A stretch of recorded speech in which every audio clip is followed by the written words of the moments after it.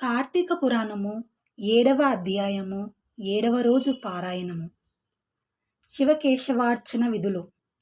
వశిష్ఠుల వారు జనకుల కింకరుటూ ఇట్లా బోధించిరి. రాజా, కార్తీక మాసము గురించి, దాని మహత్యము గురించి ఎంత వినినను తనివి తీరదు. ఈ మాసములో శ్రీ మహావిష్ణువును సహస్ర కమలములతో పూజించిన వారి ఇంట లక్ష్మీదేవి స్థిరముగా ఉండును.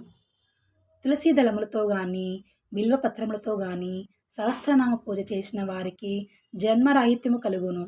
కార్తీక మాసమందు ఉసిరి చెట్టు కింద సాలగ్రామం ఉంచి భక్తితో పూజించిన ఎడల వారికి కలుగు మోక్షం ఇంతింత కాదు. అట్లనే బ్రాహ్మణులకు కూడా ఉసిరి చెట్టు కింద భోజనము పెట్టి తాను తినిన సర్వ పాపములు పోవును.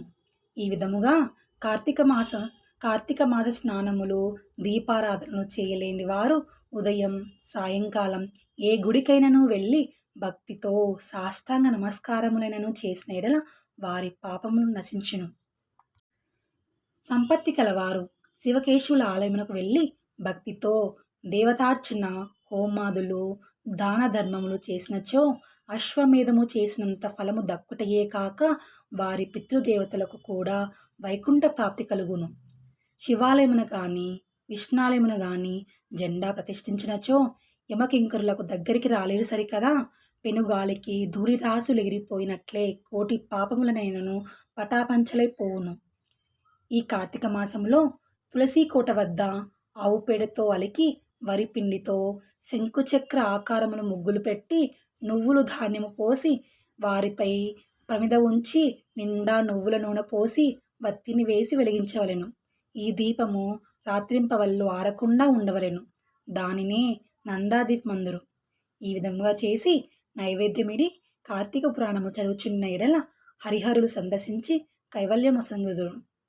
అట్లనే కార్తీక మాసములో ఈశ్వరుని జిల్లేడు పూలతో అర్పించిన ఆయుర్వృద్ధి కలుగును. సాలగ్రామునకు ప్రతినిత్యము గంధము పట్టించి తులసి దళములతో పూజించవలెను.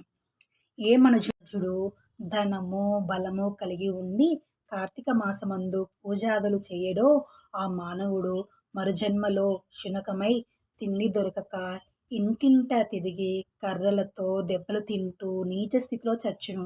కావున కార్తీక మాసము నెల రోజులు పూజలు చేయలేని వారు ఒక్క సోమవారమైనను చేసి శివకేశవులను పూజించినను మాసఫలము కలుగును.